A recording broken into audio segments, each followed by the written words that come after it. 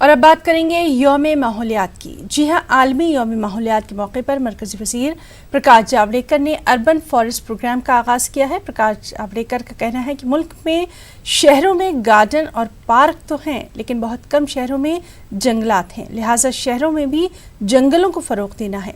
वाज़ेह है कि हर साल 5 जून को माहौलियात के तहफ़्फ़ुज़ के तई बेदारी लाने के लिए यौम माहौलियात मनाया जाता है।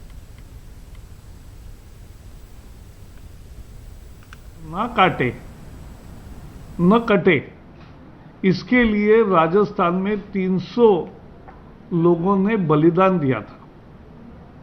300 people died to protect forest. शहरों में उद्यान है, गार्डन्स है, but we don't have forest. So we have to create forest, and we have decided today to launch our Nagar Van program, urban forest program, in 200 corporation cities of India. Appeal to city corporations, because many commissioners have also joined, various forest officials have joined. Let us map